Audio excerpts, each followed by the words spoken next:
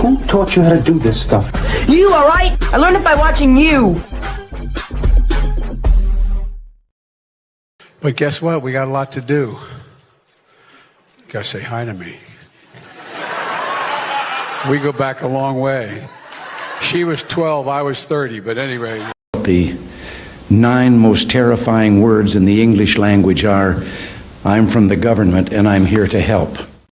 To confuse the public about science, to confuse scientists about science. What about... It's a trap! It actually is a trap. It's a trap!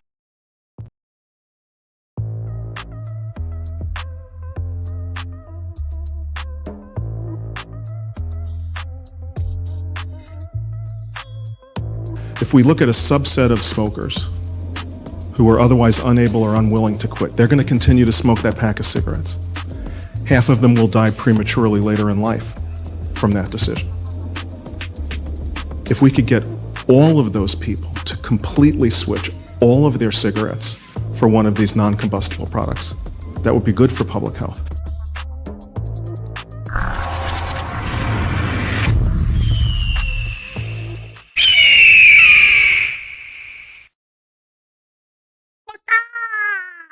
And hello and welcome to the show, to the Kevinless show. We do have a guest, not Kevin, and we're gonna have other people who will have the opportunity to come in. I know that Michelle Elliott will be popping in once I throw the link in the room. I've been sitting here trying to get everything straightened out for the computer today. And picking up stuff to talk about. And, you know, we are going to have some links for the Rumble portion of the show later on. But, you know, the main part of the show tonight, sure, I have some tweets to show you and things. But I feel like, you know, you guys hear from me all the time. And Kevin, I let him speak sometimes. But I think it's time for us to talk to you. I'm pointing at you. I did not Kevin is in the back room. I saw him, and then a giant pussy walked across the screen. So that's you know, anyway, but I don't have like an intro video for not Kevin, but you know, we'll bring Kevin, not Kevin, Jason in now. Hey, it's just like Kevin though. You can only see, going on? You know, it's like Wilson on Home Improvement. You know, it's what is going on? Not Kevin / Jason Vapes. Not a lot of Kevin going on in my life. Yeah. I did not. You know, so everybody is aware. Jason is on call, so Jason may have to disappear. Yeah, but that's okay because I said Michelle Elliott is waiting. Yes, she's chomping to come in here and push you out of the way anyway. Good. So, you know, before we get her in here, you know, let's have a one-on-one with Kevin, not Kevin / Jason tonight. So what's going on in Jason Vapes' world right now? Oh, chaos. Not anything about work. You know, don't you know, nobody wants to hear about that. But you know, anything else. Chaos, he says. Yeah, I'm getting my boat ready to go fishing at Lake Texoma, which is on the border of Oklahoma and Texas. So I'll be in your state actually next week. So now do we allow people to cross the border from Oklahoma into Texas without proper processing and stuff? I have to buy a permit. Well, if you're going fishing, you got to get a permit in Texas. Yeah, I got to fish. I have a friend who is such an avid fisherman here in Texas.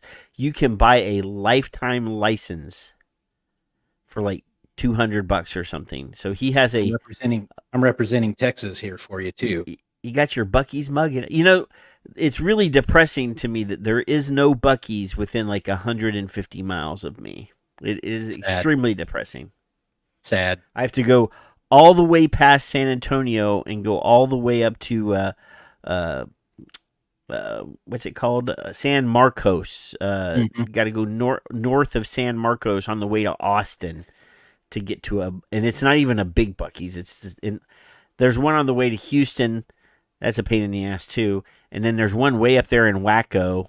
I've been to the original back when I was in college in '97-ish, the original OG Buc-ee's, but they let you in a college?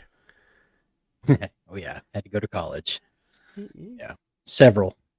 Yeah, just to be an undertaker. Yep. Several colleges. You know that guy, the wrestling guy. He didn't look like he has any college. The wrestling guy.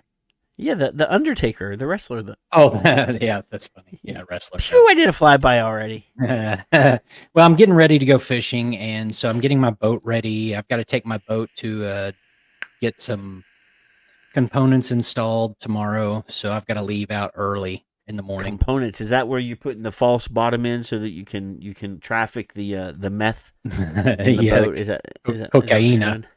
Cocaine, por favor. No, it's from Oklahoma, so it's not going to be anything high quality. It's going to be meth, Meth, yeah. So I've got to get a trolling motor installed. I'm heading out in the morning and got to drop my boat off and just getting ready. You got to have a motor for that. I troll all the time on the internet, and I don't even. I know, I do too. Yeah, I do too. Yeah. You know what's really sad? This is very sad. I post periodically on the Facebooks. And if it's a vaping thing, I might get like 10, 15 likes, something like that. But yesterday, was it yesterday or the day before? Somebody posted some really absurd shit about Star Wars and Kathleen Kennedy. And I, making it seem like there was a whole list of like these great movies like Jaws and Schindler's List and Star Wars and Indiana Jones and they were like, oh well, she was integral to this and blah blah blah blah blah, and I'm like, I replied back, here, you know what? I'll just present it because this is the absurdity of the difference between our vape bros likes and retweets. And the comic book nerd movie, the sci-fi geek stuff. I make this smart aleck remark that she, Kathleen Kennedy, this woman here who destroyed Star Wars, they're making a big deal that it's her birthday and blah blah blah, and I'm like, do you think that Spielberg, Lucas, and Zemeckis, because these are all of these movies are Spielberg, Lucas, and Zemeckis films. Right. I said, do you think that these movies would not have been made without her? I said, they would have made these movies without her. There's so many Hollywood producers that could have done the same job. It's got 616 likes. You see that? Wow. I've never, ever gotten a vape tweet with 616 likes like that. This is really depressing to me. You got Lucas. Spielberg is probably the trigger word that got it on all the lists, But, this is the woman responsible for the death of Star Wars, by the way. I'm just saying nothing that has been produced since she took over has been worth a damn. Just all is she part of the Jar Jar Binks plan? No, that was I'm laying that shit right at the feet of George Lucas. But he was trying to make a movie because he had kids at the time. He was trying to make something for them. Yeah. So he added the Jar Jar Binks character. I feel bad for the actor that guy, never got a job again. Like, I like Jar Jar. Yeah. There is a fan theory that Jar Jar is a closet Sith.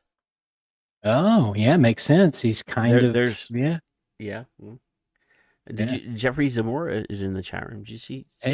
No, I haven't even opened up the chat yet. Yeah, let me see here. Let's see. Michelle's here, and Michael's here, and Steve's here, and scroll. Steve's here. I already said that. Jeffrey Zamora's here. William Webb is here. Mallory's here. Mallory was first, by the way. Yeah, Mallory was first. Now, the funny thing is Mallory posted like 3 hours in advance to make sure that she was first. That's usually what I do. It's a Like race. as soon as I created the show and it was populated on all the things, boom. Yeah, it's usually me or Mallory. That's funny. Mallory was like, first. Yep, she's good.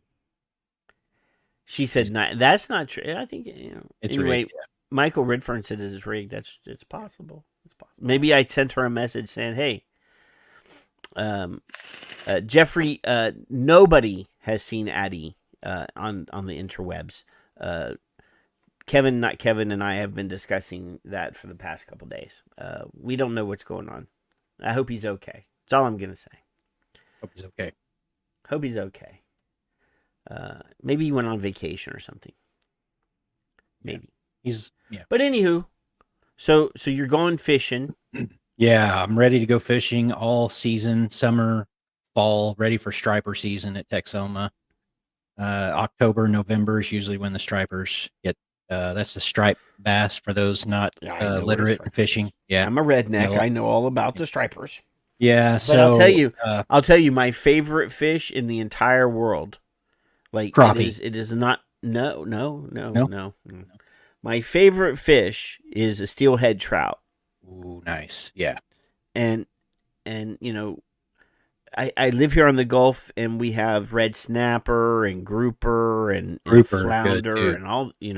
We even get Chilean sea bass and all this really great stuff. And I go to the grocery store and I buy steelhead trout. That's good. Trout's good. It's better. It's better. It is. It's sweet. Yeah, it's sweet. It's like crappie. That's what we have here is a sweet fish, is a crappie. Yeah, panfish. But rainbow trout you get into Colorado, some Oklahoma. No, this is a steelhead trout, though. Yeah, those are bigger. Yeah, almost like a salmon, small salmon. Those are. Yeah, and they're a pink fish, yeah, but they're way better than salmon. Yeah, I like salmon. I said that to somebody the other day because I was at the store buying one to put on the grill, and they're like, "Oh, I can't believe you would say that." It's not, and I'm like, "It's way better, in my opinion, than salmon." That's all I'm saying. Yeah, steelhead. Yeah, for surely. Yeah, but later on, we're gonna, when we go to the place where we can talk about like germs and things that we can't say out loud here. Right. We're gonna talk about the World Health Organization, and I do have something to talk and to show people that I'm really, upset. I'm not upset about it because I expected it. The childishness of the people at the World Health Organization. But this week, actually yesterday, the World Health Organization issued an alert to send to all of the people that subscribe to the World Health Organization's updates. And they're sending out an alert that says, alert on Philip Morris funded foundation name change to Global Action to End Smoking. So they're sending out and remember a while back when they hired C-Doug, to be in charge, and they said they were going to rename everything. They're changing the name to GAES, GAES. Yes, but anyhow, not to be dissuaded or differentiated by the sooner. They sent out a warning letter to all of their members. Hey, we see that they hired a reputable guy, but we're telling you now, don't work with them because they're our enemy. They're witness tampering. They're witness tampering in the World Court of Opinion. Do not collaborate with these people. They're evil people. They already sent that thread out, and they said anybody that works with those people will be excommunicated from the Church of the World Health Organization. So we knew, and we talked about it like 2 weeks ago or 3 weeks ago. We talked about it a while ago, is all I'm saying, that they changed the name. So here it is. they're sending out this alert. It says WHO is alerting member states and the public health community that the Foundation for a Smoke-Free World, funded by big tobacco company Philip Morris, and which WHO previously advised against partnering with in 2017, has changed its name to Global Action to End Smoking. WHO maintains its firm position that it will not partner with this organization and strongly recommends that governments and the public health community do the same. Our concerns remain. Gates. Gates. Yeah, it could be Gates. Gates. Like Bill Gates. Yeah. Bill Gates, yeah. Our concern remains Global Action to End Smoking operates using funds from Philip Morris International. It does not. It does not. It did, but I believe that they have cut those ties. Pretty sure that I read somewhere in a tweet from C. Doug that they were cutting those ties. That, and one of the reasons why was the name change was to also get a fresh start. Clean up. Its activities support a broader tobacco industry strategy to mislead the public about the dangers of tobacco and nicotine product use. WHO is particularly concerned about potential efforts to target children and young people, creating a generation of tobacco and nicotine users. WHO urges governments and the public health community to remain vigilant and to prioritize genuine, independent public health efforts to end tobacco and nicotine use. Patrick. Yes. Do you know the World Health Organization, the head of the World Health Organization? Dr. Tedros. Fake G doctor. word? Dr. Fake Tedros Ghebreyesus. He is a member of a former terrorist organization. Uh-oh. A former terrorist organization? Well, former, I say, because his political party was considered a terrorist organization by world police. I don't know. But that is the Tigray region. I don't know. There's a Wikipedia link I sent out months ago about his former affiliation with the terrorist organization. Yeah. Uh-huh. So he's a leader of a terrorist organization still. Yeah. Well, yeah. I believe. It's possible. I mean, I don't want to point fingers and make allegations. I point fingers at that. But I will say that he is a little bit of a smarmy bastard. Smarmy bastard. Now, what is that? I don't know who you are, Dimension Shifter, but I'm gonna delete that message because I don't know what you're linking in my show. Stick to what you're good at, Michael Redfern. Yeah, well, I don't know who you are, but if you reach out to me, maybe I'll let you post a link in my chat. But no links in the chat. Blocked. Anywho, boys and girls. William Webb says, "Do you mean he's a Democrat?" That's about right too. That's what are you drinking right. tonight, Patrick? Arnold Palmer. Tea and lemonade. I do have some rum right there that I could. Did you get any other goodies from the Philippines besides that? Well, besides that, no. That's the wife. That's all. Oh well, wives are the greatest, but I didn't bring you a carton of smokes or anything back. No, why would I want that? I got this. See? Yeah. It's even, you can't even see it. It's camouflaged. You can see mine. Mine's shiny. Well, I could go here, but that one's camouflaged too. Oh shit. You like green mods. I got tons of devices here. I got a Lost Vape Centurion thing and old school. Oh shit, another Lost Vape thing and hey, what kind of mech mods do you have? An Anakin thing. Are you a mech mod guy? Well, are you a mech mod guy, or are you an old I mech, do. mech mod guy? I have a whole bunch of mech mods. I just don't have. Oh, here's one. Here's one. Oh, that's a 18350. That's a tiny one. That's an 18350 Calibri mod. Nice. From the Soviet Union. I don't have a topper on it. I need to build something to put on it. Yeah, you don't talk much about vaping anymore. You talk about kids getting busted for vaping, but you don't really talk. Yeah, you don't talk about vaping all that much, which Oh, I think that's what got you started in this. What do I have over here? Let me see. Let's see. Here's a mech mod. Move over there. There's a mech mod. Here's a mech mod. We'll go over some history here, boys and girls. So this is a Gus mod.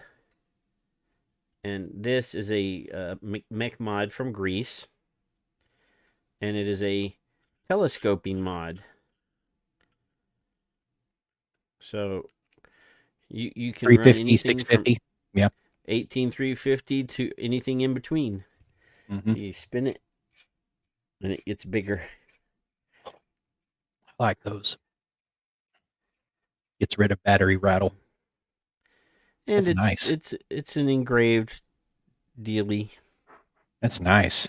The Gus mods, I like the Gus mods because they have a built-in fuse in the head, so that it Oh, this one's a good one.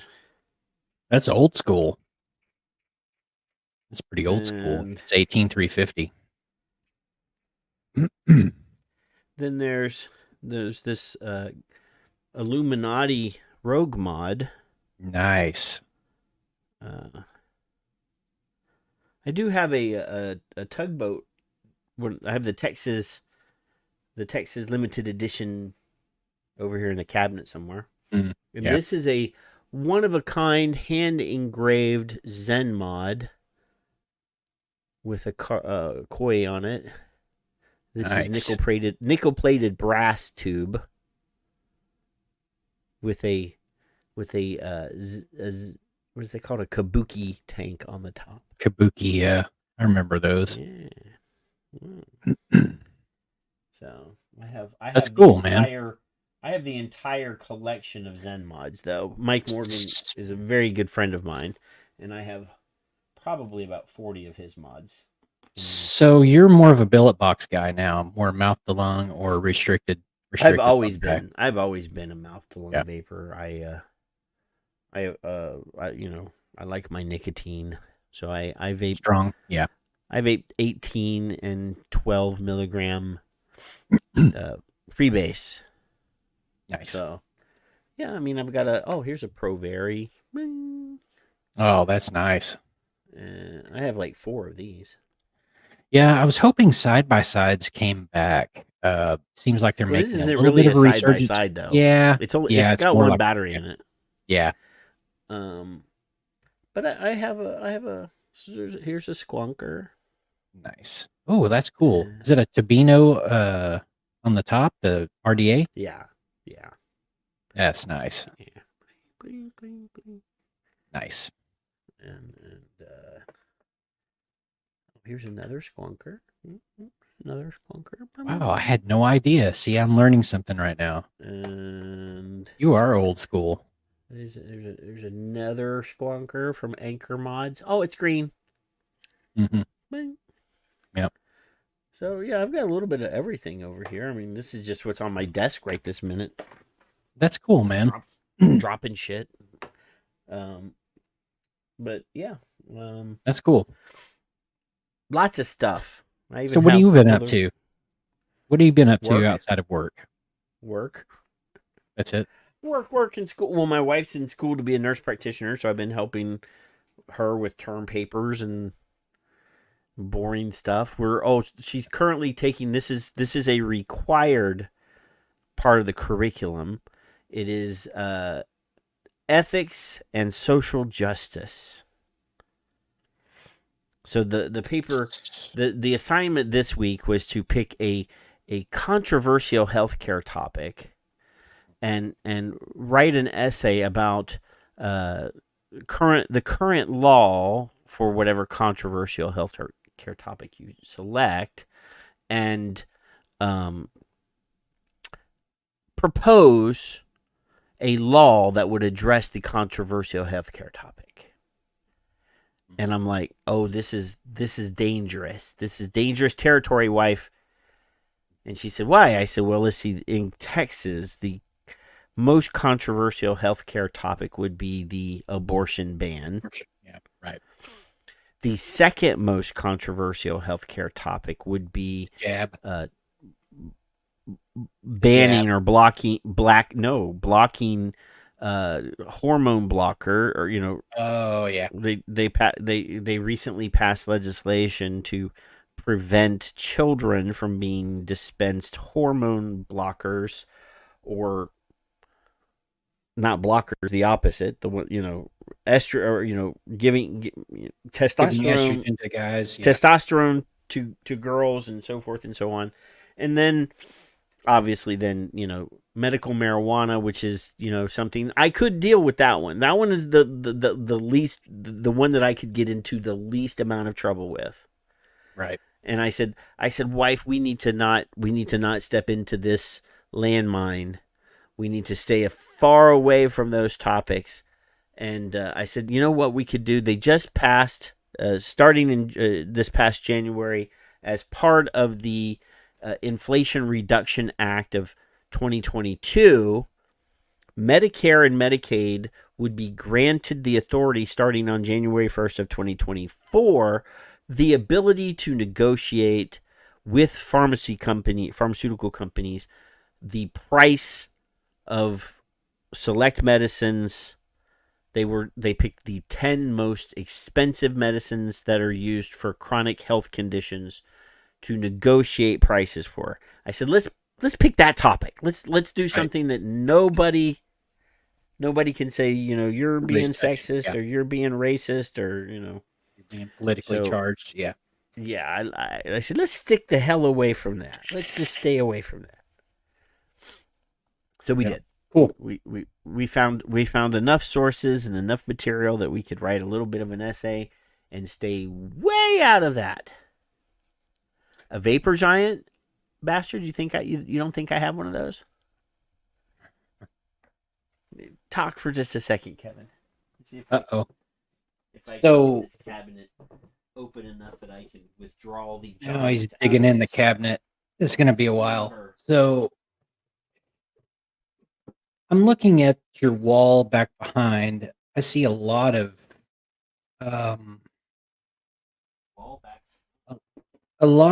boxed superhero memorabilia, I'll call it. Yeah. Well, there's no. See, you made me go all the way into the cabinet. He's getting in the cabinet. He's digging deep in the cabinet now. Oh boy, here we go. Well, it's a huge device. You're looking for an MVV. I think I have one over I have here an somewhere. MVP in here that I can get easily. Is that the regulated voltage box? The OG Dovpo? Yeah. No. I've got one MVP somewhere. Dovpo. MVV. Aspire. Well, Mallory said it's a Dovpo MVV 2. No. I think I have the MVV 1. I think that's a This dual is the 18650. MVP right here. No, she said MVV. I have an Oh, I MVP don't as know well. MVP. This is an MVP. That's an iTaste. Yeah, that's an iTaste. Yeah. I think she's talking about the dual 18650. Finally. That was the original Dovpo device. Ooh, nice. You got a lightsaber. This is the giant. Yep. Dual 26650. I saw those for $30 a week or two ago. Somebody had a new old stock of those, $30. I almost bought one. somebody's vape shop closed. Help me, Obi-Wan. Help me. That's awesome. That's awesome. So That's not a series. That's just a dual regular voltage device. yeah. Yeah. Yeah. I even have a VTR, new in box, still wrapped in plastic in here. I've got that's a side by side. I've got one of those. I've got a green one, not a new one. I need some have tanks for it. I have one that's not even opened. Yeah, you got to have a 16 millimeter tank for it. Yeah, I don't have any 16 mil tanks for it. They're not hard to find, but they take those big long coils that go in them. Yeah, I have a box of them. I think Vape Cats has some of those tanks. Oh yeah, they have a secret stash. Yeah. Right. Bastard says his doesn't have the same top. Actually, if you're talking about this has a 510, but if you take this Also, little it's a Ego. Yeah. Yeah. So, yeah, this one Claramizer on it. You could vape for like a month with two 26 650s and an eye clear on here. Yep. What were the glass Claramizers after the plastic tanks? You remember what the glass ones were called? And I also had a aluminum barrel tank. Like that. Really? I never used anything like that. I went straight to Straight to RDAs. No, I went to Cardo tanks. And then from Cardo tanks to K funds. Yeah. I have like 800 K funds. Like every variation of K fund. I need to buy one if you have a second. I'd like to have a K fund. I don't have a K fund. I just bought one from Leanna because she wanted to get rid of it, and I'm not selling it. It's in the Vapocalypse cabinet. Nice. It's in the storage for the future.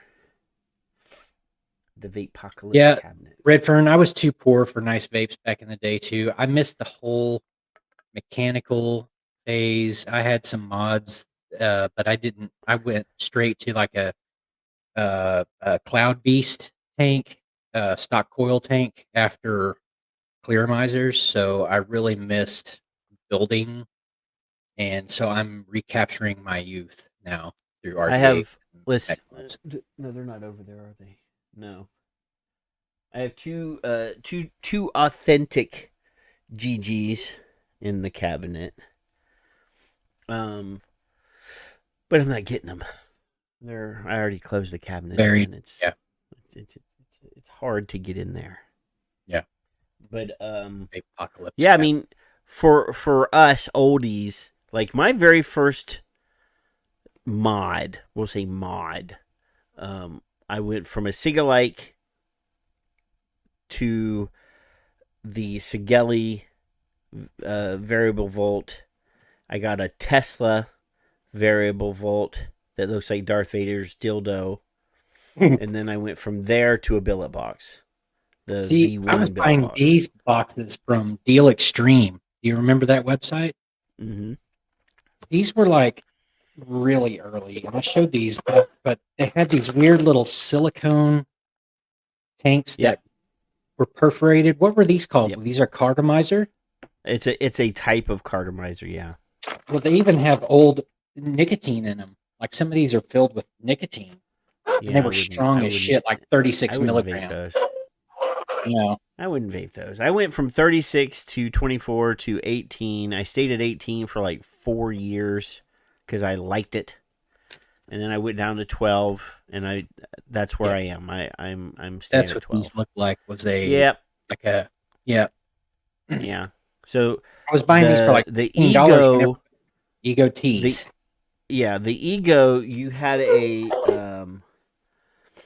a dripping atomizer, and it with a bridge is what they called it. Right. And then you had a foam cap that you would drip e-liquid into, and then put the cap on top, and the cap would drip down onto the bridge. Right. and there was a company. It was the first like online company that I bought from, and they had an e-liquid called Fury Road because they made the liquid when it was announced that they were making the movie Fury Road, but then that's like funny. they didn't make the movie for like 8 years. That's funny. So they had like Firebrand. I think it was called Firebrand. And I really liked that. It was a tobacco. It was like a caramel tobacco. It was a really good, and you can't get it anymore. I remember clove was really popular from China. Clove, tobacco, menthol, and then once I had I've only ever found one decent clove e-liquid, and that was from the guy he used to come in here all the time. His stepsons owned the liquid company. Shit, what was the name of that? They were out of California, and they had a VCT Ripe Vapes. Vapes. Yeah, right. Made a good clove cigarette e-liquid, but that was really the only one. There was a tobacco guy that was in with Vaping Watch for a long time on Vapors TV. He had a clove that was okay too, but it was, and then he just disappeared. He had some really good tobaccos, but his were all naturally extracted tobaccos. But it's it's one of those things. People come and go, and it's been going on for years, obviously, but now it's like an exodus now. I mean, over the last 3-4 years, everybody's disappeared. Yeah. I'm surprised when I bought this liquid for the Caliburn, when I bought the Caliburn, that Naked was still doing it. Yeah. You know? Except Vapetasia is still around. They're still hanging tight. Well, they're they're in a lawsuit right now. So. Yeah, I know. Awesome. Yeah. Yeah, I like Naked. That lava, was it Lava Flow or This one is called Strawberry Palm. Menthol strawberry palm. Yeah. I didn't see the menthol when I bought it, but it's not horrible. Not bad. Not bad. So let's see. What else have you been on Twitter? Have you been on Twitter? Have you been paying attention to the Twitters? Not much the past week. Yeah. Let's see. Today I got on Twitter since it's just we didn't do tweets of the week here. You know what? We'll do an arbitrary. Let me get one of these here. Here. Yeah, I'll open this one. You got to have a tweet of the week on screen when you do this. So we'll go ahead and do the Vape Cats tweet of the week. Yeah. Vape Cats. Yeah, Vape Cats tweet. Where's the video? Website. There it is. The website. It's time for the Vape Cats of the week. Wow. So Renegade Research is one of these people that I've been, following on Twitter for a while. And they're constantly talking about the long C word and nicotine helping people and stuff. So they tweeted more good news with nicotine patches after decades. Persistence pays off. And then they tweet a comment from this young lady. Her name is obscured here, which is okay because we really don't want to, it says, just a word of encouragement. I've been doing the protocol since December. Initially, it helped greatly so that my severe CFS-ME moved back into moderate, but each time when I took a short break, it seemed to slip back a good bit. This time, though, after 5 days without the patch, I've actually felt better. So I believe there has been healing and restoring, as Dr. Leitz, I can't say this, has suggested. I've been ill for over 6 decades. So if my body at 75 can respond and heal, then there is hope for just about anyone. I believe, thank God, in persistent researchers for this, blah, blah, blah. So she's been on a nicotine patch program for her 6 decades of being ill. What's CFS? And CFS-ME. I don't want to missay this. Yeah, it's a biological illness that affects many body parts. It causes severe fatigue. So it's kind of like Epstein-Barr. It's myalgic encephalitis, like MS, chronic fatigue syndrome. Yeah. And okay. Myalgic encephalopathy. Yeah. No, it's not it's encephalomyelitis.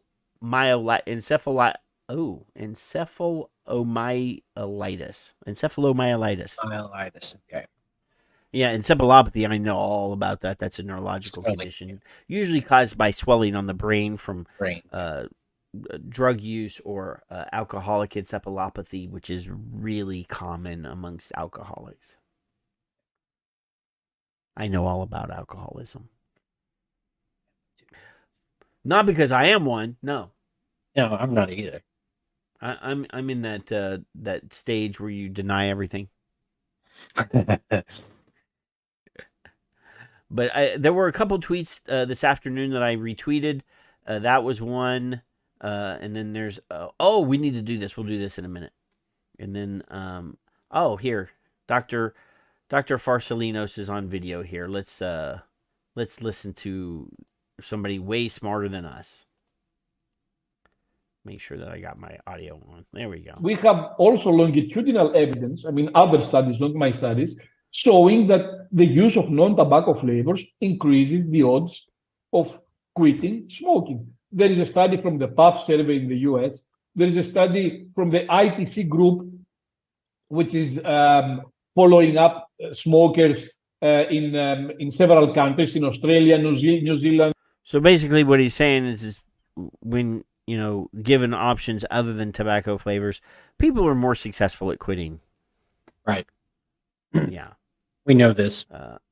We know that because we've experienced it, but we're not science. Dustin here says it is absurd that tobacco consumption played a subordinate role in publications on World No Tobacco Day, and that the focus of the World Health Organization was on vaping. Smoking is the most harmful form of nicotine consumption. Vaping is way out of it. Hallelujah. So obviously, all of the content for World No Tobacco Day was in regards to vaping, or at least the vast majority. Joe Wiesenthal says, we love to see an American industrial renaissance. It says, what's up with the Zyn shortage? We talked about this last week, but it looks like Zyn, who has factories in Sweden, Denmark, and Brazil, and they have their only U.S. production facility is in Owensboro, Kentucky, said the company plans to open a new U.S. factory for Zyn in 2025 in America. In the meantime, you could probably try some Zemo. Oh, you can't, but I can. Why not? Well, you can buy some. Wait. Well, yeah. I have coffee flavored Zyn right here.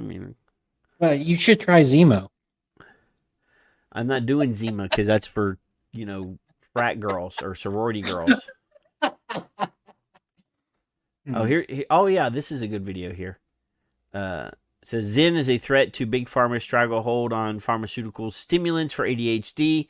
I know this because I stopped taking pharmaceuticals and replaced it with nicotine from Zyn. It works. So let's see. Let's pause this video because it's on autoplay and make sure that our volume is good. Let's listen to this. ADHD in adulthood predisposes to nicotine addiction. Why? Because nicotine treats ADHD. In fact, we have 3 drug companies now that are exploring variations of the nicotine molecule as the next wave of drugs for treating ADHD. Now, we do know that we talked about variations on the nicotine molecule last week when everybody was bitching and moaning that vape companies were trying to circumvent regulation by using a different form or variant of the nicotine molecule. But now we know that Big Pharma they're doing research on the same molecule, the same variation, to see how it works on ADHD. The problem they're having is that when they split off the part of the molecule that is addictive, It also tends to be the part of the molecule that is also beneficial. So they still have some work to do, but there are drugs in the pipeline that are nicotinic receptor drugs. So we find that when teens with ADHD start smoking for the various reasons people start, whether it's peer influence or to be cool or because some celebrity is doing it, they will rapidly accelerate their reliance on nicotine because they self-medicate. It does treat their disorder, but they're treating their disorder with a highly addictive and carcinogenic drug, but it does work. And so one reason we find that they are predisposed to nicotine use is that it does help them. But so he's going to talk about alcohol, but I don't care about alcohol. I think I have mild ADHD, and I have been self-medicating with nicotine from a young age. So, well, I mean, I can tell you myself. I was diagnosed with ADHD at like 35. Oh, so, I haven't been. Yeah. That, I mean, I already knew I was obsessive compulsive, but they said, oh, by the way, did you know that you're ADHD? HD, yeah. And OCD, which is, you know, my cat Julio is really bugging me tonight. Me and Julio down by the schoolyard. So yeah, I tweeted that out. I was like, imagine a world where, there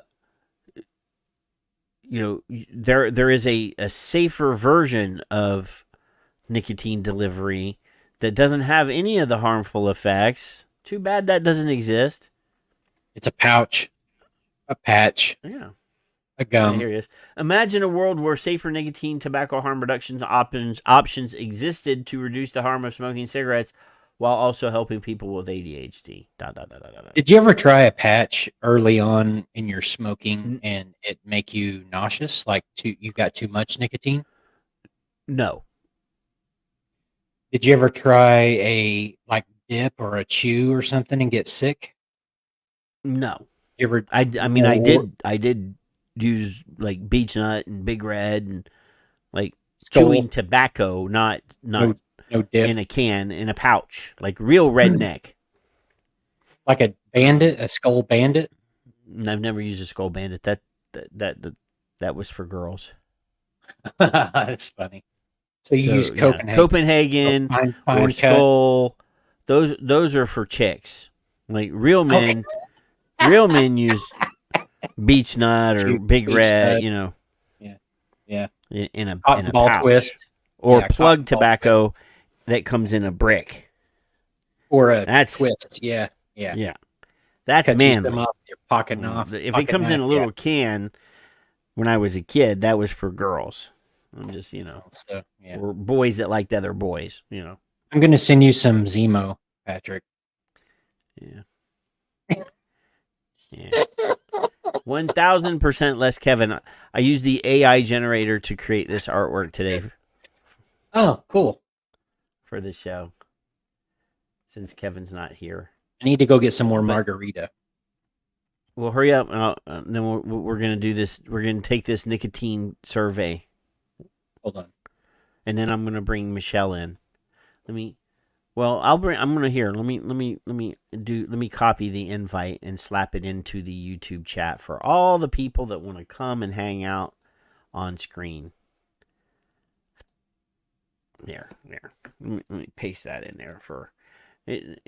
Obviously I demand that you have headphones or at least some way so that I don't hear reverb in my ears, but anybody can come in and say hello. And if you bore me, I'll just kick you out. But yeah, we're going to take this nicotine survey. I saw this tweet today. It says, nicotine is the chemical in cigarettes that makes you want to keep smoking. Find out how much you depend on nicotine will help you as you choose quit smoking strategies in your quit plan. So we're gonna take this quiz. Okay. All right. Here, let's bring in Southern Vapor in here as well. Hey, Michelle's coming. We're gonna do this as a group. Hey. We're gonna do this as a group. Doing? This is the. Good to see you. We're doing fine. Good. So we're gonna do this quiz on nicotine addiction over here. It says, how soon after you wake up do you smoke your first cigarette? Or in this case, take your first toot on your vape? Me? Within 5 years. minutes? No, you dumbass. Within What seconds. did I say? Substitute vaping Wow. for smoking. How long after you wake up do you feel like you need to have a toot on your vape? Literally seconds for me. I'm like an hour maybe. Yeah, see, I normally am brushing my teeth, dressed, and on the way out the door with a cup of coffee in my hand. So I'm going to say, for me and for not Kevin, Michelle, you got vetoed with seconds. We're going to go to the 31 to 60 minute range. Okay. And then it says here, do you find it difficult not to vape in places where you shouldn't, such as church, on the bus, in school, or at the library? I don't have any difficulty not vaping where I'm not supposed to. No. Not me. I can go hours at work during the day without that. Which vape would you hate the most to give up? The first one in the morning or any other one? Which vape, your first toot, or is that your favorite toot of the day? Is your first one? For me, it is. Yeah. I'm going to say any other one. I'm gonna go with this one. I'll go with the first option and take Michelle's side on this one because, by the time I've brushed my teeth and, headed towards the door and getting in my car to drive out and, I'm getting my first gulp of coffee and my first vape at the same time. So that's like a double whammy of like enjoyment on my way to the work. See, the coffee for me is only a minute after I wake up. Yeah, see, I don't ever get one. I usually, like I said, I brush my teeth, brush my hair, get dressed, maybe have a bathroom biological necessity. I don't want to, get disgusted with dropping a deuce or something. And it says, how many cigarettes do you smoke per day? So we're going to convert that into mLs. How many mLs of e-liquid do you vape a day, not Kevin? Lower than 10. I don't vape that much anymore. And then Michelle, how many mLs of e-liquid do you vape a day? 13 to maybe 15. So we're going to call that 21 to 30. So I'm in my mind math that I'm just making up as I go. I'm gonna say that 5 mils is the equivalent of a pack of cigarettes. That's where we're gonna go at. Do you smoke more frequently during the first hours after waking up than during the rest of the day? I do not. I probably vape more later in the day than earlier in the day. Same. Because during the day I'm working, so I don't vape that much during work. Honestly, for me, it's all day long. Well, you don't count. Not for this No. question. But you have to understand, I self-medicate. So for me, it's the only way I can get clarity in the day. And these people on the internet. How many milligrams do you vape? 12 to 15 in Oh, a so day. you're no. I'm talking about how many milligrams of nicotine is your e-liquid? It's 6, which is really that's your low problem for right me. there. Yeah, exactly. And I could get If you- I could get by with less. With more, but I'd rather not. Yeah, see, you would vape less if you vaped 12 or 18 milligram freebase. Right. Yep. And then it would save you money as well. Yeah, but that's it okay. probably would. But And again, you don't. I have a hard time with my hands, and if I don't have something to do with my hands, then my anxiety goes up. So it kind of gives me. Well, get you a fidget spinner. Well, yeah, I could. Get you a fidget spinner or something like this make that me you can just mad. fiddle with, Nice.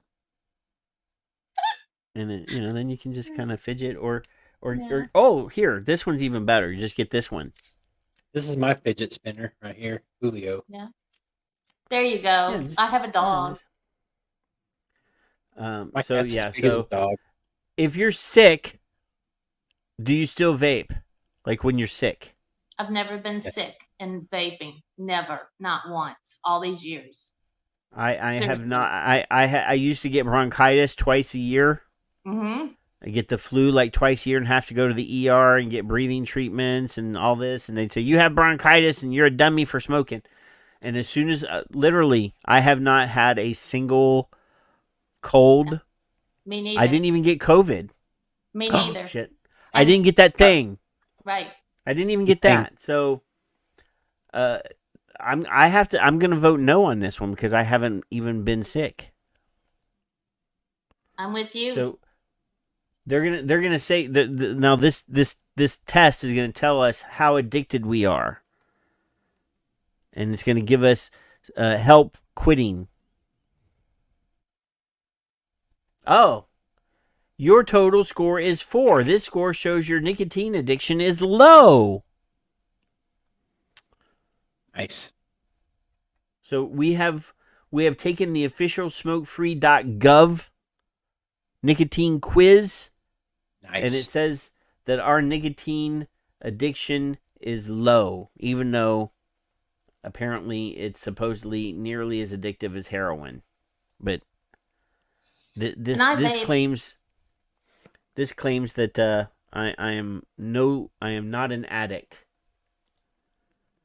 I am not. And I end up vaping all day long, like I said.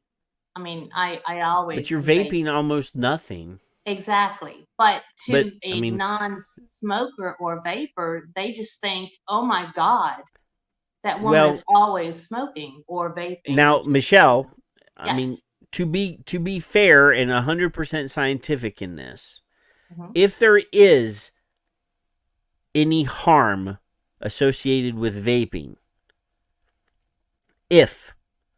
then as somebody that vapes more frequently and goes through more e-liquid, you are going to be more prone to any of the possible harms because you are giving yourself more contact with any harm that is associated with vaping. See, I'm encouraging you to buy 12 milligram because if the more people buy 12 milligram e-liquid, then the companies will make more 12 milligram. Well, I like 12 milligram. Yeah, I do too. Well, I went to the store. I talked about buying this Caliburn thing and this what's it called, this Nord thing a couple weeks ago, and this was the only bottle of e-liquid he had in the store that was 12 milligram. 12 milligram. That's one reason why I cut it down. I like 5 Ponds 12 milligram Castle Long and in a Vapresso Cross 3. It's really good. It's good at my desk. I don't create. Yeah, it's really good. 5 Ponds is really good. Yeah. Here, let me. What? Yeah. What about this one? Yep. Or 5 Ponds Castle Long This one? 12 milligram tobacco. It's got a coconut. It's really good. And for oh shit, here in a high ohm pod, like a 8 ohm or 0.8 ohm pod, it's really good. Yeah. Castle Long Reserve. Yep, it's good. Love it. Here. Oh, yeah, I forgot about this one. This one? Yeah. Hey, show your box set. This is the box set. Oh, is that the box set? I thought it was bigger. This is well, I mean, it's a 120 ml bottle. Y'all make me sick because I can't have it. It's got too much PG in it. Oh yeah, you're What? a high PG What? paper. Yeah, she's almost no PG. Yeah. Yeah. Yeah, she's making an unscientific claim. No, I think she's right. By definition, PG is hypoallergenic. Yeah, but I'm not saying I'm allergic to it. I'm sensitive to it. Right. Which means that when I try and vape it, it's literally like pulling a football through a straw. It just doesn't happen. And then I cough. Yeah. So You'll get over it. It'll be fine. No. No, When I first started vaping, all e-liquid 70, all e-liquid was 70 I know. 70 PG, PG 30 VG. And everybody That's coughed me at the too. beginning, Then it and swapped. then everybody stopped coughing. No, it took me 3 years. And the only reason why I was able to quit is because the sub-ohm came out. And at that same basic time, I found 100% VG. VG. And I know, yeah. There's no such thing as 100% VG. Yeah, well, you gotta have a little but VG. the carrier Yeah. for the flavors. But I mean, that was okay. I could deal with that. Now I'm down Yeah. to like an 84 to an 87. Anything lower than 84, and I start coughing again. So most e-liquid, commercially branded e-liquid, is 20% flavor. So it's 20% PG. Yeah, PG. Yeah, I mean, anybody that lies to you and says that their e-liquid is 100% VG is a lie. Yeah. Because most commercially branded No, I e-liquid is agree. 20% flavor. I agree with you. But like something like the 5 Ponds, I love it. I love the taste. I love the smell. My husband loves it, but I can't. There's no way I can inhale it without coughing a lung up. I mean, literally, that's how it feels. I mean, I cough for 5 minutes straight, hard. Yeah, my wife's the same way. Is she? Mhm. It's no fun, but it is what it is. And this way, I get to have the flavors. And I know people say the flavors, are carried and all that, and you don't taste it and all that, but I can taste it fine. So, I have to vape low wattage though, in order to taste it. Because anything like 40 or so, forget it. I don't know what this is, but I mean, everybody says you can't put certain e-liquids through mouth to lung coils. Mm-hmm. That's not true, because this is 65 VG, 35 PG, and I'm running it through mouth to lung coil. And I've run 80-20 through MTL coils. I've run 75-25 through MTL coils too. It depends on the manufacturer too. How much? Well, I mean, carrier they have and to again, flavor. considering 20% is definitely PG. Right. Yeah. I mean, I can mix my happy green stuff. I want to try that, by the way. My happy green stuff. I'll trade. I as want a max VG, and it still would be 80. I need the recipe. Negative, bro. I might make you a bottle and send it to you, but I ain't giving you my recipe. I'll pay you for it.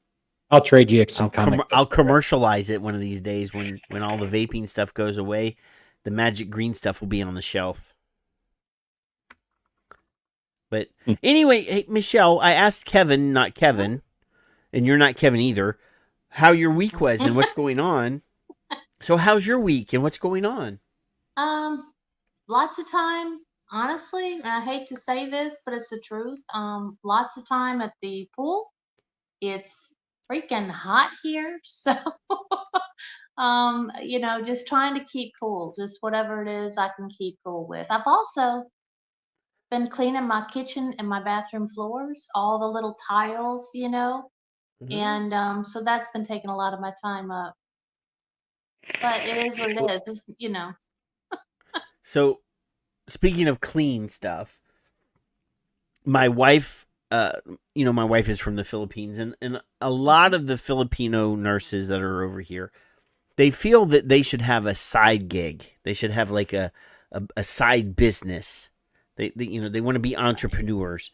So they're always like signing into getting part of these I don't want to say schemes, but one of my wife's friends got into selling pots and pans a few years ago. These what are they called? Salad Master pots and pans. You're supposed to be able Salad Master? boil eggs in the Salad Master pot and pans with no water. And they're like very pricey. They're like $4,000 or whatever for a set of these pots and pans. So one of my wife's friends from Houston calls and says, "Hey, we're coming to Corpus to do some demonstrations. Can we come by your house and do this demonstration for this air purifier thing?" You had a So I'm like, Tupperware sure, party whatever. at your house. Well, no, they go to each person's house. Okay. So they it's bring funny. this machine into the house, and they call it it's an air purifier. You put water in it with sanitizer stuff, and it sucks in the air and it blows out the bad air, and then the water in the basin picks up the dust and the crap that's floating around in the air, and when it gets into the water, it stays in the water and doesn't come out the Like a back bong? end. Yeah, kind of. Yeah. So little did we know that this was also a demonstration for a vacuum cleaner, because you put hoses and attachments on it and it cleans the carpet and it sucks in all the crap from the carpet and sticks it into the water. So the children of this man and a woman they're our godchildren. This is how close my wife is with. So we now have a $3,500 air purifier / vacuum cleaner. And my wife spent 8 hours using it last weekend. Just cleaning the bedroom and the bathroom. Yeah, but you know what? She loved it because now it's clean. It was so disgusting.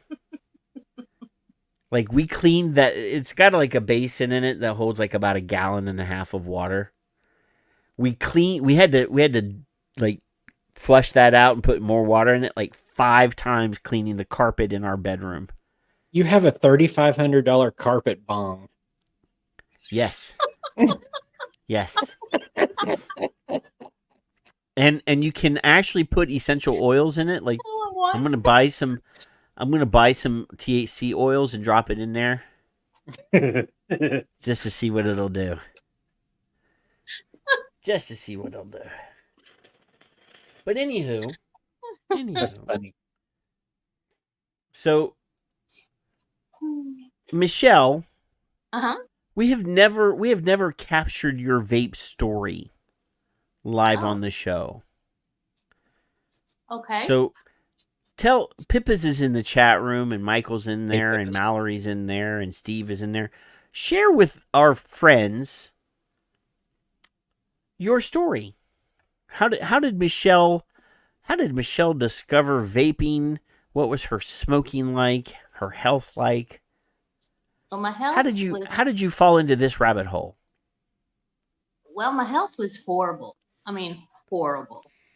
And like you, I got sick twice a year at least, and always ended up with bronchitis, then another bout of bronchitis, and that happened at least twice a year. And I had tried to go up an old hotel, huge master stairwell that was literally at least 2 stories tall, with a platform in the middle, and I had to stop, and I said, you know what, I'm too young for this, and I had been trying to stop for 20 years, periodically, no help, no nothing, always went back, maybe 6 months, at a time I'd quit, if that. And anyway, my husband had heard about it. He and me watched one of the old talk shows, I'm not even sure which one now, that had one of the actresses on it. And I think it was Johnny Carson, but I could be wrong. That was probably the girl from, was it her name? The one that was from the medical show. She's not on the medical show anymore. And she was vaping a Provari on the David Letterman show. That's it. That's the one. And he walked away from that and said, okay, this is it. We're going to do it. In the meantime, I had gotten on the web and wasn't real fond of what I was reading, but I thought, okay, let's try it. We've tried everything else, dozens of times, and nothing happened, and blah, blah. He ended up getting us some cheapies, something, whatever it was. And that didn't work for me. It did for him right off the bat. Well, after, throughout the 3 years of me trying, he bought me, Proveris and all kinds of different tips and, just all kinds of flavors and trying to find something that would help me quit. And here I am looking at him from day one. He quit, and he was able to. And I would try it every day. I mean, every single day of those 3 years I tried and couldn't handle the cough, did know that I could be sensitive, and anyway, I ended up finding the sub-ohm tank right after it came out. It was a Anakin sub-ohm mini, I believe, or something. Anyway, whatever it was, it worked, and I put them down 12 hours later, and the 12 hours really was because I went to sleep. And when I woke up, I realized that, you know what, this is so much better because I had gotten strawberries, and I have allergies, and I have a lot of allergies, it seems like. And I love strawberries. I mean, I love strawberries. I could eat them as a kid. Now I can't. And I had some really good strawberry juice that I was vaping on, and it was literally, I could taste the seeds. It was like I would run my my tongue around and knew that there would be seeds inside my mouth, and there wasn't any, of course, but it was that good. And I said, oh no, I'm never going to touch a cigarette again. Well, for 3 more years I did worry about it and wondered if something really major happened, if I would go back, and nothing happened. And as of now, I mean, it's been 9 years, plus 9 years. And for my husband, it's been 12 years. And neither one of us has ever touched a cigarette again. So it went from egos, and the clear misers and the, the synthetic wicking and all of that stuff all the way up. But the sub-ohm worked for me, that and the high BG. So that's my story. And I haven't been sick at all, not once, not a cold, nothing since it started. That was Katherine Heigl. Yes. Thank you. Yes, that's the one. And it changed my husband's idea completely. And Yeah, he said when he saw the reaction that it got when the man, whoever it was, vaped it and saw his reaction, he goes, we're going to try it. And that's why. That was the moment that he decided, yes, we're both going to try this. Yeah. Yes. That's it. Yeah. I don't want to play the audio and get David Letterman to come after me, but yeah.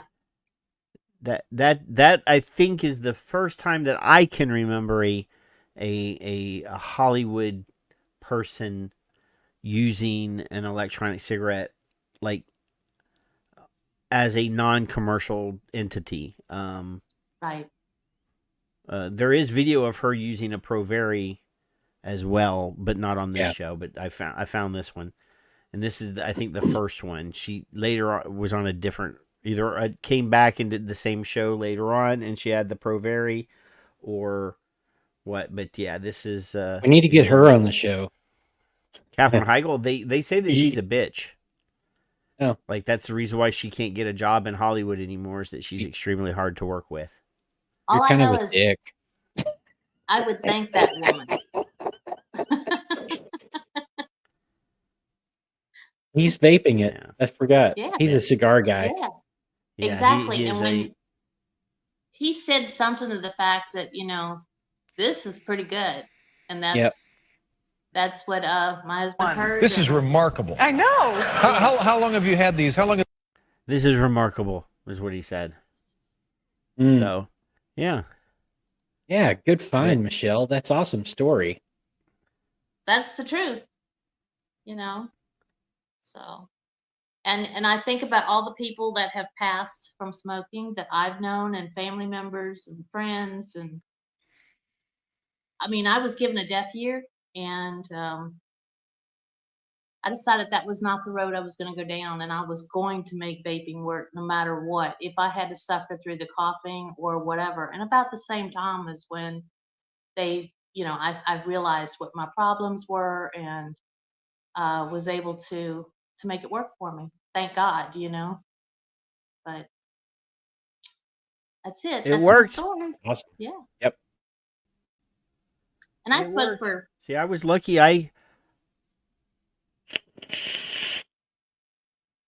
You smoked for? for for 43 years. So, it was not easy for me to Wow. just give it up. I started at age 9 and I started self-medicating at that point. I just didn't know that's what I was doing. All I Well, knew none of was us that knew. None of us knew that. We well, didn't know that until until we fell into the rabbit hole. But yeah. I mean, obviously, I got new glasses today, by the way, so I'm really trying to figure out where I'm supposed to be in these glasses. They're trifocals. Oh. You're cold. And the lenses are bigger than the previous glasses, so I don't know where my eye is supposed to sit in these glasses yet to be in the the right range. Right. But yeah, I can still see. But yeah, I mean, none of us knew that until we started looking at all the science, and we come across the nicotine as a neuroprotectant studies and started talking to each other, and then obviously Skip and Richard, speaking out about their issues, and then all of a sudden we find out, hell, a lot of us are in the same boat. Well, I did know that I did realize that from the first cigarette, I was able to concentrate better. I mean, from the first one, although nobody had ever told me I had an issue, But that was obviously why I had chose to smoke. It wasn't that I Yeah. was cool. It wasn't that I had friends that did. I didn't, I mean, I had friends that did, but they weren't like my everyday buddies, So I was not trying to be cool or anything. It was just a matter of it worked and it made me feel better. So I continued, No, see, I mean, when I was in school, they tested us all out, and I was in the tag, the gifted and talented program, but I was also the behavior problem in the gifted and talented program, and I always tested higher than I graded. Yeah. So, Not me. that always baffled the teachers. Well, he's sleeping during class. He's not doing his homework. He's getting bad grades, but he's scoring higher than everybody in the class on the tests. And, my parents just thought I needed to be beaten more, and then I would straighten out. But it was a chemical imbalance. It was a thing that just wasn't working. So, back when I went to school, nobody even knew what the word autism was. If you had in your head a picture of an autistic person, when I was a kid, it was like Rain Man. It was like, flat affect, never spoke, never make eye contact, had tics, all those things. We didn't, there was no spectrum. There was no autism spectrum. It was just that either, if you said autism to somebody, they thought it was, here, put him in the special needs class. Yeah. Added room. Yeah. Yeah. So, my mom was a nurse. that's. I'm sorry. Go ahead. Well, no, I'm done. Your mom was a nurse. My mom was a nurse, and she was the head of the hospital at night. So she was a head nurse at night. And she knew when I was 7 years old that coffee made me go to sleep. And I think she knew enough at that point to where she knew coffee, the caffeine, something in it was helping me. And later on, I guess they realized that the nicotine was helping me because they ended up providing me with cigarettes for several years before I hit old enough to buy them myself.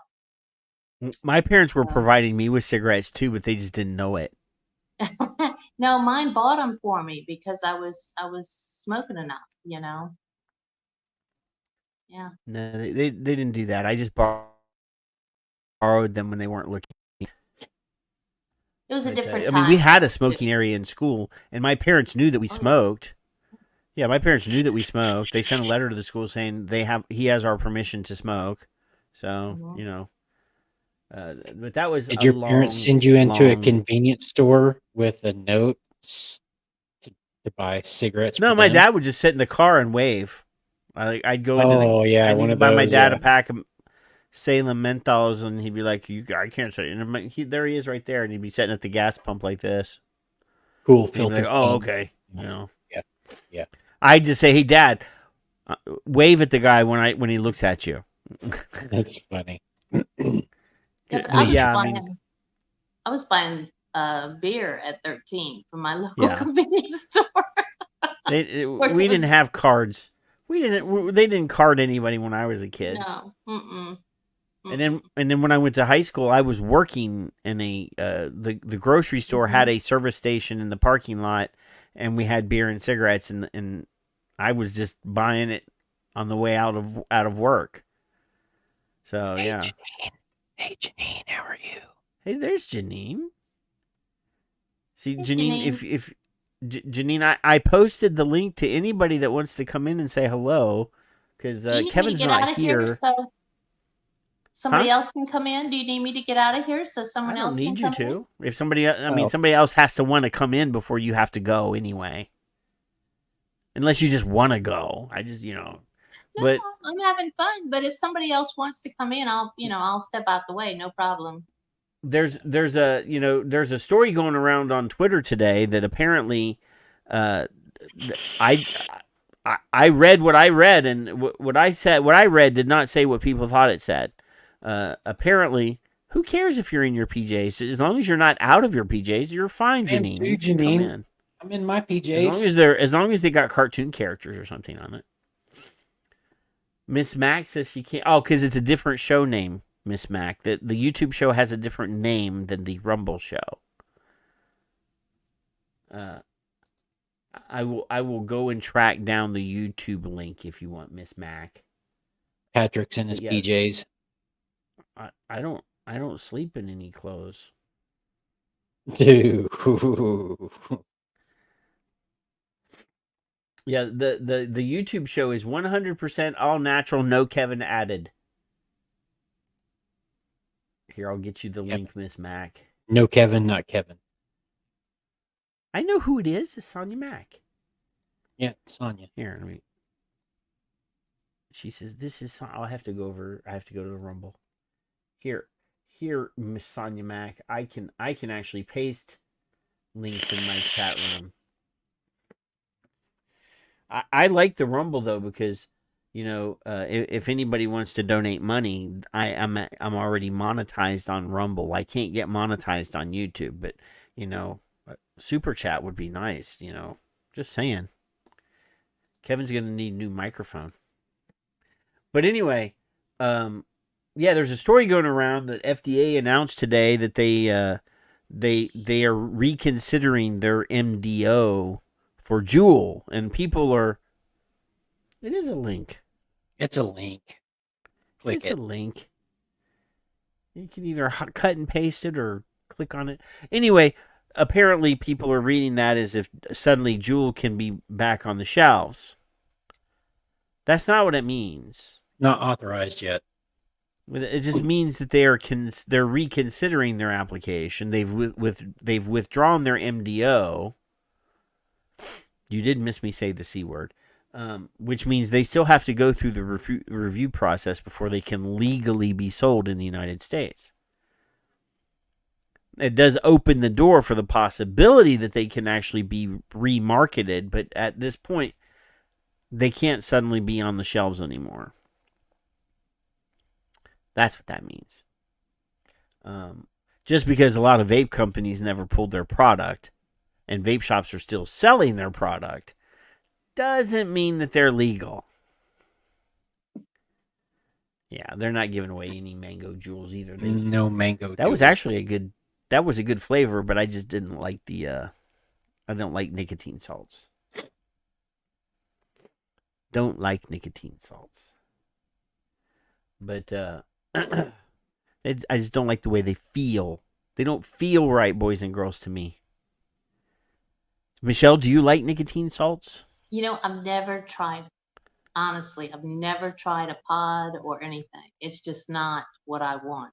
I don't like mouth to lung, so I'm restricted. But mouth to lung just, to me, is not what I want. Yeah. Janine says that she doesn't like it either. Yeah. And Kevin, not Kevin, Jason, do you like nicotine salts? Yeah, I do occasionally. If I'm in a in a pinch and I don't have any 12 milligram, I'll do like a 25 milligram salt.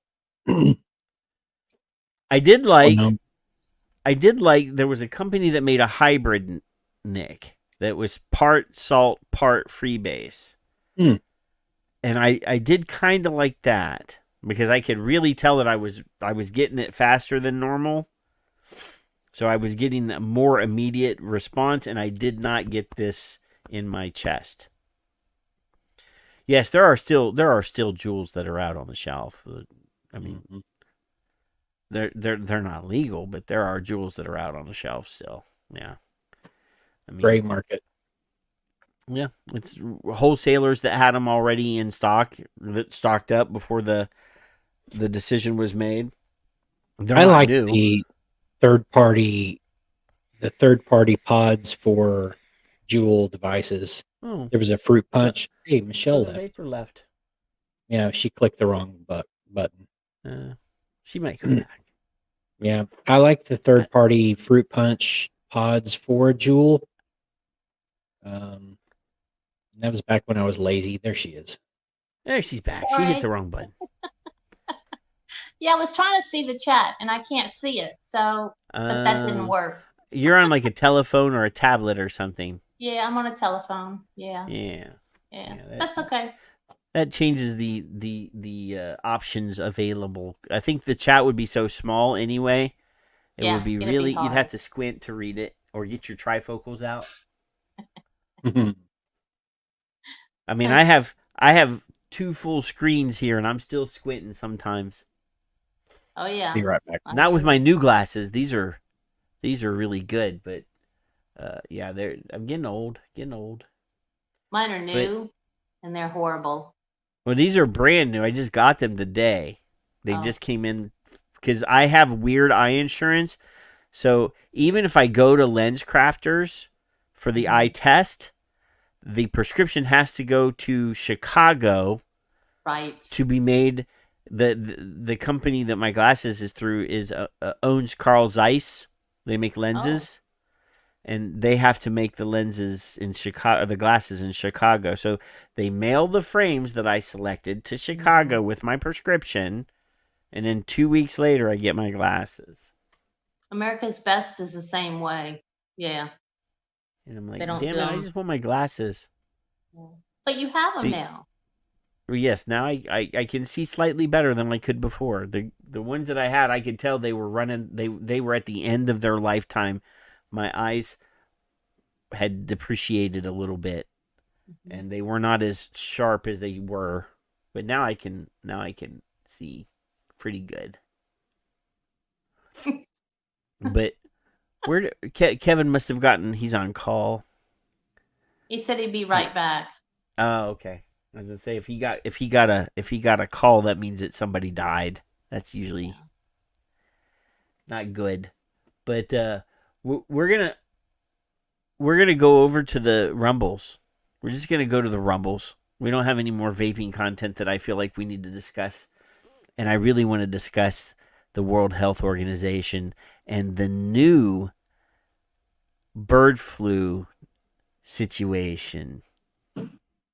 Because we predicted this would happen several weeks ago. First, they said the milk is contaminated with bird flu, but it's okay. Nobody's going to get sick.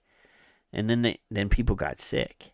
And now they're admitting that there is animal to human transformation of this virus. What is it called? I had to get my bird flu stick. Oh yeah. Oh, you're gonna wait till I talk to you about the new bird flu vaccine. I said the V word. So anyway, everybody that's over here, go to the Rumbles over there. The show over there is called Avian Flu Rona. And I'm gonna try, but y'all know I have problems. You can just stay right here. You stay right here. You're good. Oh, good. Yeah, you can just stay right here. Just stay right here. Yay. Everybody else has to go somewhere though. So let's We'll see go him over there. soon then. Over there, I can say the words that I can't say over here. So we're gonna play a short little video clip, and then we'll be over there. Everybody, go join Miss Sonia Mack over there, and then Janine. Go join Janine. Rumble. Oh, here, let me say hi. Let's say hi to Janine before we go over there. Hi, Janine. Janine. Janine threw a sweater on. She got her jumper on so that she doesn't look like she's in her Got her romper on. jumper. That's what they call a sweater. A jumper? Are we in? That's how they in the UK they call sweaters jumpers. Jumper. How are you guys? We're just having some fun. We don't have any. We're just shooting the breeze. Janine. We don't have any content worth talking about over here. Now, obviously, we're going to go talk about something over there that we can't talk about over here because there's if you say certain words on YouTube, they block your channel and you can't talk about like certain things. So, yeah, we have to go over there to talk about the things that we can't talk about over here. But we do love you, Miss Janine, and we haven't seen you in a while. I just wanted to say hi. That's all. And she's got. Hi, Michelle. Hi, Jason. You know, Janine is like Chris Garland. Every time you see them, they're smiling and they just make you happy. Because I've never seen Janine not smiling. And I've never seen Chris. Well, I have seen Chris. He tried to take a serious picture and put it on Twitter of a serious face, but I knew he was really trying. Like he was really trying to make a serious face because you could tell there was a lot of effort. Not very good at that. But you know, there are people that just are always smiling and they just make you happy when you see them smiling. Janine's one of those people. I have gas. Did you have poutine? I'm kidding. Does poutine actually cause? I figured, maybe gas and lactose. Poutine. Yeah. Poutine. Yeah. Poutine. I'm actually not very classy in person. Well, I never said you were classy. I just said you made me smile. Well, you guys go over to Rumble if you need to. It's no big deal. You can still just stay right there. Just don't go. Yeah. Just 2 minutes. Stay. Okay. Stay right there for 2 minutes. We'll be back in less than 2 minutes, probably. Okay. Just give me a. Everybody break, do this. Yeah. See? Kevin's not here, so we gotta have pointers. We should go like this.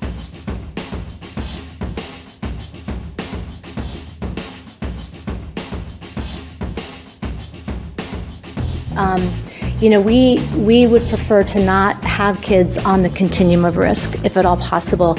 But we recognize that's not possible because kids are kids, and there's many, many, many reasons why they choose to do different types of things. I started saying that, we wish, at least from the FDA's perspective, that kids were not entering into the continuum of harm, but once they're there, how do we care for them? And, our messaging is prevention based. And so we're trying, we certainly acknowledge that teens are teens and that they are experimenters. If we get asked a specific question by a teen, either a direct message to us or via social media about the relative harms of vaping versus cigarettes, we try to be as clear as possible that if your comparator is a cigarette, vaping is less harmful.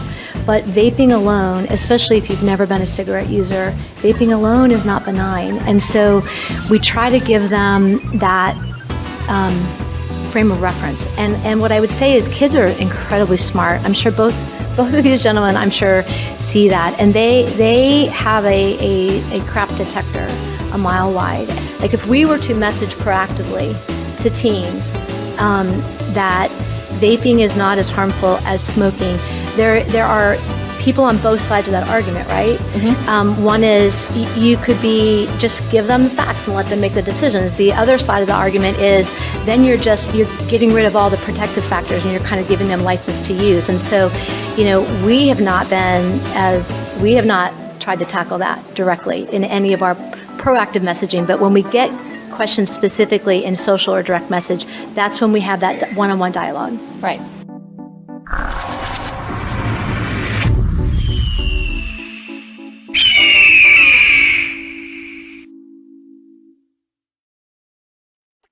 My crap detector's a mile long. Yeah, well, that's the only thing that's a mile long. I'm saying, The other thing might be like 6 centimeters long. I'm just saying. But anywho, hi, Miss Janine. Hi, Patrick. How are you? I haven't seen anybody for a long time. You've been hiding from us. Now, this might make you jealous. It might. It may not, but it might. So, there's a thing in Poland going on right now. This new nicotine conference, the Global Forum on Nicotine, and one of our very good friends, Mara Glover, is presenting in Poland, and there's other people that we know and love that are presenting in Poland. There's a pussy on the screen right there, and Ginger, my cat Julio. Anyway, one of our very good friends, Dr. Mara Glover, is going to be after Poland. She's coming home, but she's coming home through Texas. And she's going to stop and stay in Texas for 3 or 4 days, I think 5 days. And she said, I'm going to come down and hang out with you. She wants to go to her daughter wants to go to SpaceX. And SpaceX is south of me, and Houston is north of me. So she has to drive through Corpus Christi to get to SpaceX. So we're going to have dinner. We're going to hang out in real life with Dr. Glover. Wow. Lucky. And she said, do you think Kevin could come? And I'm like, Kevin could come, but Kevin doesn't fly. Kevin's a big scaredy cat when it comes to airplanes. So... And he does live like 1,400 miles away. So I said, America's big. Texas is pretty big too, but America's big. America. Kevin's a big fraidy cat. So America. American Psycho wants to know if that kitty's named Kevin. No, his name's Julio. No, that's not Kevin the Third. This one says, "Fluff you fluff and fluff." Yeah, I'm not a cat person. I am. I'm not a cat person. I like cats. Me too. Janine is.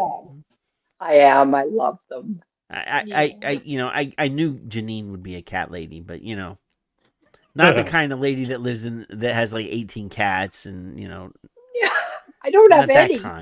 Not that kind of cat lady, but I could see her in a Catwoman outfit, though.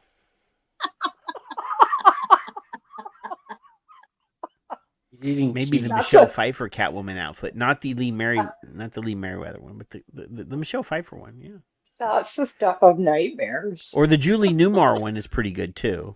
Oh my God, that's really old. Eartha Kitt. But the outfit was still quite nice. I'm just saying, But so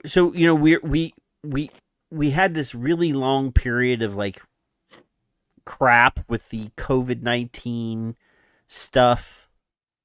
And we've just gotten, there are kids, and I'm not exaggerating. There are kids that are still psychologically like requiring a reboot because they went a lot of these younger children in the first, that are now in like the 2nd, 3rd grade, they spent their entire kindergarten years being told that if they don't mask, that they're harming other people.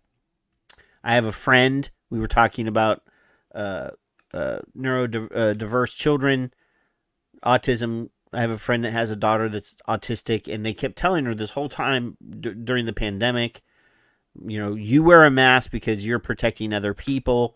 And then when she started school, nobody was wearing masks. And she had 2 years of indoctrination, telling her that she had to wear this mask and it's going to, everybody has to wear masks to protect each other. And then she goes to school and nobody's protecting her because they told her if they're not wearing a mask, you're going to get their germ. You know what I'm saying? So now the World Health Organization's trying to push through this pandemic treaty. And the whole idea, the cat just wants to be the star of the show tonight. I'm just saying. This whole pandemic, and we've talked about this pandemic treaty thing. The idea is that we are voluntarily giving the World Health Organization sovereignty in every country that signs up. If the president of the World Health Organization says that there's a world health issue, then they will be granted power to tell governments what to do in their countries. So I have a video. Very polite. I have a video. Let me present this video. Oh no, I don't want to share a video file. I want to share a screen. Here. Present. Come on. Present, share screen. Here we go. Now we're talking. Fake Here. Yeah. Let's just we're gonna react to this video here. Let's listen to this. What are the WHO treaties in terms of the pandemic that are coming up and being decided upon now? There are two treaties. One modifies existing international health regulations. The other is a new treaty that is supposed to address pandemics. But in fact, both of them open the door to the Director General of the World Health Organization becoming a kind of, global health dictator by virtue of giving him the authority to decide two things. One, when does a nation or region have a public health emergency of international concern? And two, what that nation or region must do in response.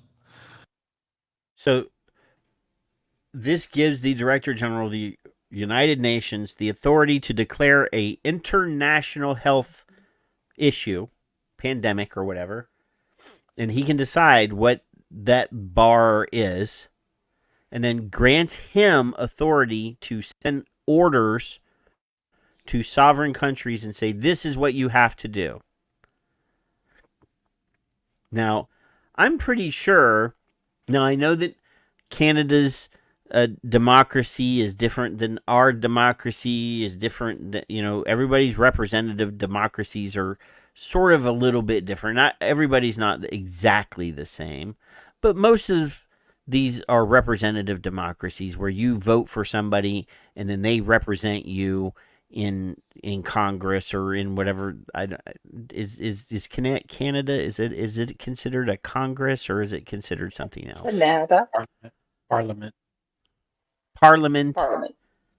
Okay. Okay. So it's similar though. I mean, it's literally a representative democracy. Somebody's representing you. You vote for them, and they go in, and their job is to do what you want them to do, even though they don't ever do what you want them to do. So you've elected people to represent you and to deal with what you want them to do, and to vote for things the way you would hope that they vote for. Yeah, it's pretty much the same as here. And the effect could be not only to address pandemics. In fact, there's a lot in these treaties that will exacerbate the likelihood of pandemics, but it can cover a whole array of other things. And in fact, Tedros has already signaled that he considers things like climate change and poverty and migration and reproductive rights and gun violence and Gaza to be, these sorts of emergencies, and therefore that he would then have the authority under these treaties, either one of them really, but especially two of them, to start telling people what they have to do. And this may sound outlandish, but this, of course, is what he did when he had only advisory authority during the COVID pandemic. a lot of people here in the United States included, took it as direction. So what kind of examples of things could he do if there is a future pandemic? What could he tell Britain or America or other countries to do in that situation? Well, look no further than what he did do. He can tell you, you need to wear masks, you need to socially distance, you need to go into quarantine, you need to lock down, you need to take the jab, must, in fact, take the jab of whatever it is he says is the appropriate vaccine. And if that turns out to be an inadequately tested and unsafe vaccine, sorry, you have. So I'm not going to play this full 5-minute video, but I mean, essentially, the World Health Organization they've missed their deadline to pass and ratify this thing. So later in the video, I'm not going to play the whole video, but later in the video, the guy goes into exactly in the United States what happens when a treaty is signed. Before it becomes like a law, or before it becomes like something that they can exercise, 3/4 of Congress has to approve it in the United States. When it comes to treaties, it's written in our Constitution that 3/4 majority has to approve a treaty before it becomes law of the land. Right. But if a president signs a treaty now with the new executive orders, the presidential executive orders thing, if a president signs a treaty, it essentially becomes an executive order. So even if Congress doesn't approve it in the United States and Biden signs it, it becomes the law of the land until the next president gets elected and says, we're getting rid of that. Yeah. So I don't know how treaties work in Canada, but that's how they work here, is that Congress has to ratify it. That's the word I was looking for.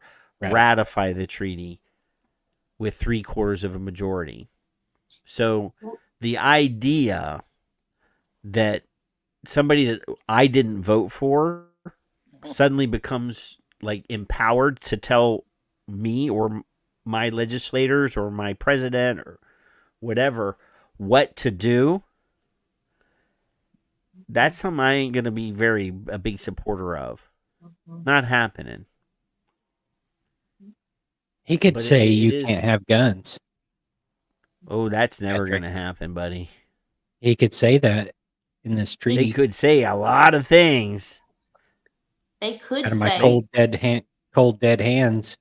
No, sir, I don't have any guns. I had a horrible boating accident. I lost all of mine in a tragic boating accident. All my guns disappeared. Yeah, they all. And they're going to say, "Well, we see here in your video on YouTube that you have like 80 guns." I'll be like, "Oh, they all were on the boat, boss." Yep. Mom went in the sunk hole. They're all gone. I don't know what to tell you. But hey, Janine, have you heard about this thing called the bird flu? Yeah. Mm-hmm. So, the bird flu's been around for a while. It's not a new thing. It's a really long time. But suddenly, if you've been following the show and you've been watching the Rumble portion of the show, you'll know that a couple weeks ago, the American Dairy Farmers Association came out and said that a huge portion of America's milk supply is contaminated with bird flu. And they said, well, don't worry about it because the pasteurization process is going to filter out most of it. And even after pasteurization, they were finding bird flu remnants in the pasteurized milk. Don't worry, nobody can get it. It's not. Don't worry about it. Don't worry about it. Don't worry about it. Well, then last week we had two cases of people that work in dairy farms testing positive for bird flu. This week in Mexico, we had a gentleman die of the bird flu from milk. Fake. So now we have livestock to human transferring of the bird flu. And it's not from bird to human. It's from cow to human. It's mammal to mammal. So here, we got another video. I can, we can rely on videos to drive the show if nothing else. But here, look at this. Look at this. Yeah. Thanks. You don't want to get the bird flu, do you, Janine? No. Do you drink milk? Are you lactose tolerant? I don't drink milk, actually. What? I drink almond milk. Drink nut milk. There's no milk in nuts. There isn't. So there's no udders. How do you milk it? How do you? They're so small you can't see them. Tiny little teats. They got no udders. Bird flu has been around for many years, but in recent weeks it's been causing outbreaks in poultry and U.S. dairy cows. I'm Molly Hudson, your neighborhood reporter, speaking with an infectious disease specialist at Nebraska Medicine about what you should be aware of as we learn more about the spread to humans. The Iowa Department of Agriculture and Land Stewardship announced Wednesday the highly pathogenic avian influenza, or bird flu, was detected in a dairy herd in O'Brien County, making Iowa the...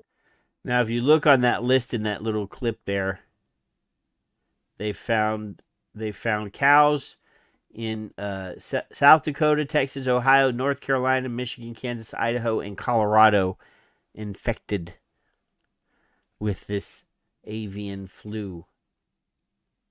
Oh, and now Iowa. Detected in a dairy herd in O'Brien County, making Iowa the 10th state with confirmed bird flu in a dairy herd. The worry is that this influenza virus will become adapted to mammals, including humans, and then potentially... But if it's already in the cows, it's in mammals. Right. I mean, the definition of mammal is an animal that gives milk to its young through their mammaries. And they're warm-blooded. Mammaries. result in a serious illness. That's Dr. Mark Rupp, Chief of Infectious Diseases at Nebraska Medicine. He said right now the threat to public health is low. We have seen just a few sporadic cases in humans thus far, just 2 or 3. 3 people, 1 fatality within 3 weeks. Time out. I have a family member that raises chickens and turkeys. Last year, the bird flu infected her flock of birds, and it only reduced the number of eggs that was being produced in the flock. I think she may have lost a couple of birds, but it didn't decimate her flock of birds that she had, chickens or turkeys. Right. Yeah. So even the crossover, this is detection through what we saw in the COVID pandemic of people walking through air of particles and passing through the gut, and could be passed as a flatus. And it's the same thing. Just particles. Yeah. Just particles. Is there a question, or you're just... No, this is fake. This is scare tactics. This is fake. This is fake, this but is a statement. Three people have already gotten it, dude. They detected it in humans because they breathed the particles from wherever. Yeah, right. But just keep that in mind and watch the rest of the video, and then you're really gonna like it when I talk about the next thing. No, just be aware. Be aware. No, there's a treaty that the World Health Organization wants to get ratified to give them power over pandemics. We have this new bug that's floating around. Fake. Wait. Just you got there. This is part 1 of 5 parts, and you got to go 1, 2, 3, 4. You got to 3 cases. They've been mild, predominantly involving the eyes, causing a conjunctivitis. The CDC reports that there Same have been thing as 4 COVID. human cases in the U.S. since 2022 across 3 states. 3 of those have followed exposure to dairy cows between the 1st of April and May 29th of this year. But it's something that I think we really do need to keep an eye on and be very careful with, and do what we can to prevent this from spreading, within There's your our dairy chickens. herds, within our food animals. If you have close exposure to dairy cattle and have flu-like illness, fevers, or eye inflammation, Dr. Rupp says those. So a cow or How a do you chicken get farted pink in eye? someone's eye from fungus from a cow fart. No, Or a you chicken don't fart always or a get cat pink fart. eye from a cow fart. It's fungus. Sometimes it's from not washing your hands after you've gone to the bathroom. Conjunctivitis could be anything bacterial or viral. Yeah, any sort of. But pink eye is usually Someone from farting on the your eye. pillow. All right. So there's, but look.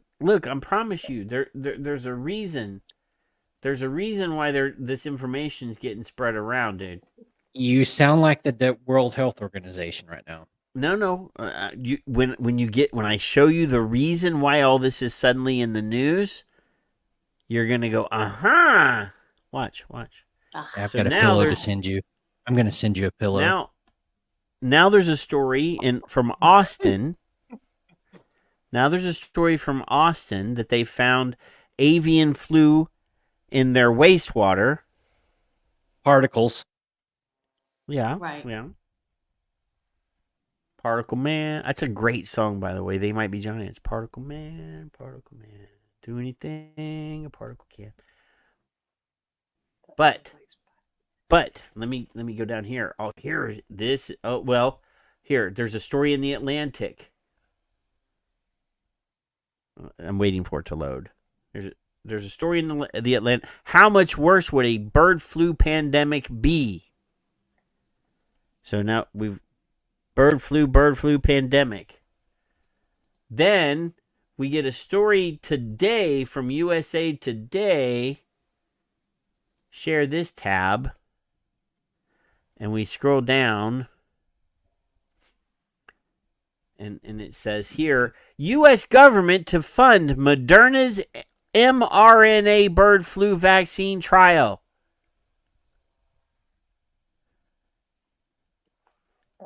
So WHO says we want power over pandemics. Here's a couple stories about bugs that are going around and could cause a pandemic. Oh, look, Moderna's already looking at making a vaccine for disease X or bird flu. Disease X. Disease X. Remember Disease X that we talked about? Disease X. So Yep. Bird flu Yep. is the new Disease X.